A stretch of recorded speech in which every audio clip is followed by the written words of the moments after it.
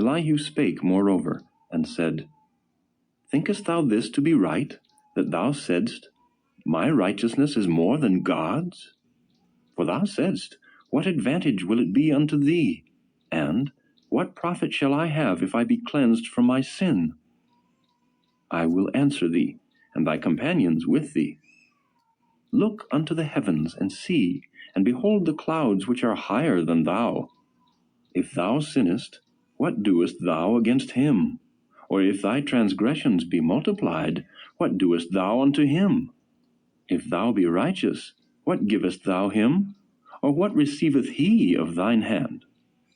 Thy wickedness may hurt a man as thou art, and thy righteousness may profit the Son of Man.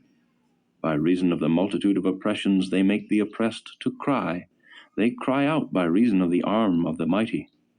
But none saith, Where is God my Maker, who giveth songs in the night, who teacheth us more than the beasts of the earth, and maketh us wiser than the fowls of heaven?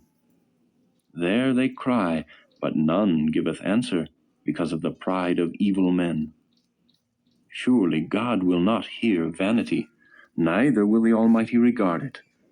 Although thou sayest thou shalt not see him, yet judgment is before him. Therefore trust thou in him. But now, because it is not so, he hath visited in his anger, yet he knoweth it not in great extremity. Therefore doth Job open his mouth in vain. He multiplieth words without knowledge.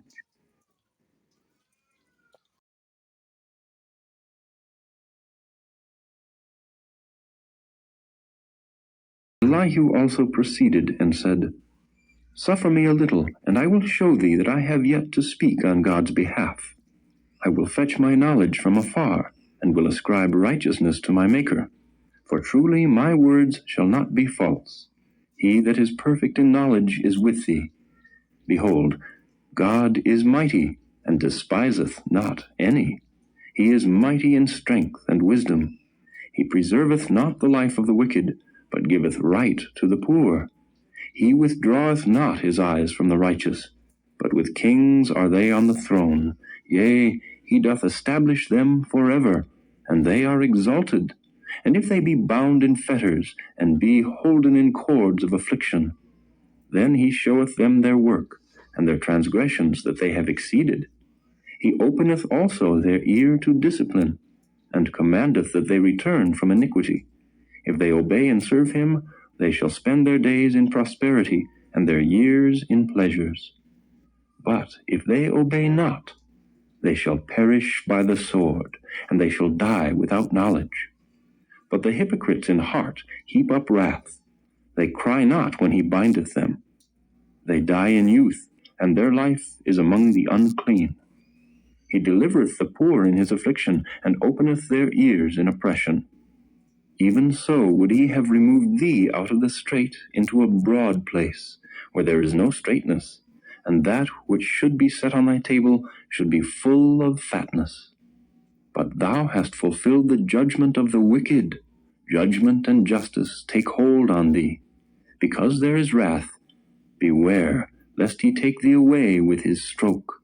Then a great ransom cannot deliver thee. Will he esteem thy riches? No, not gold, nor all the forces of strength. Desire not the night, when people are cut off in their place. Take heed, regard not iniquity, for this hast thou chosen rather than affliction.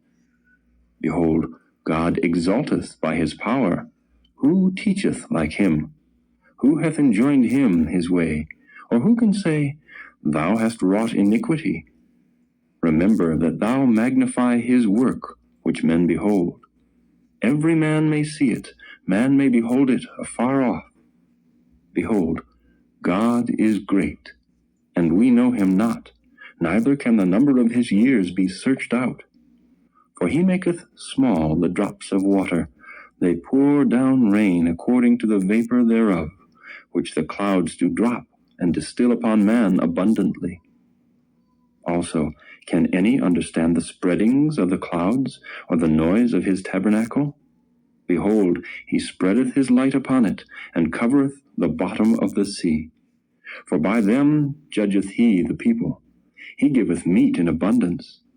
With clouds he covereth the light, and commandeth it not to shine by the cloud that cometh betwixt.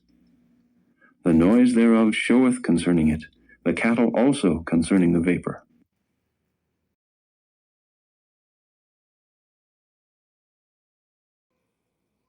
At this also my heart trembleth, and is moved out of his place.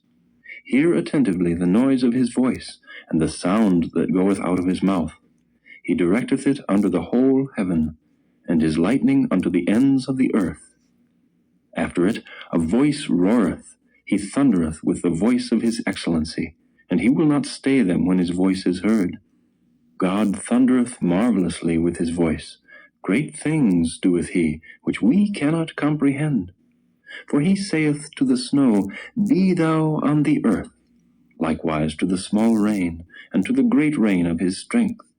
He sealeth up the hand of every man, that all men may know his work. Then the beasts go into dens, and remain in their places. Out of the south cometh the whirlwind, and cold out of the north.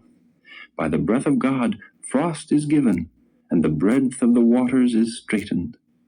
Also by watering he wearieth the thick cloud, he scattereth his bright cloud, and it is turned round about by his counsels, that they may do whatsoever he commandeth them upon the face of the world and the earth. He causeth it to come, whether for correction, or for his land, or for mercy. Hearken unto this, O Job. Stand still, and consider the wondrous works of God. Dost thou know when God disposed them, and caused the light of his cloud to shine? Dost thou know the balancings of the clouds, the wondrous works of him which is perfect in knowledge? How thy garments are warm when he quieteth the earth by the south wind? Hast thou with him spread out the sky, which is strong, and as a molten looking-glass? Teach us what we shall say unto him, for we cannot order our speech by reason of darkness. Shall it be told him that I speak? If a man speak, surely he shall be swallowed up. And now men see not the bright light which is in the clouds, but the wind passeth, and cleanseth them. Fair weather cometh out of the north. With God is terrible majesty. Touching the Almighty, we cannot find him out. He is excellent in power, and in judgment, and in plenty of justice. He will not afflict. Men do therefore fear him. He respecteth not any that are wise of heart.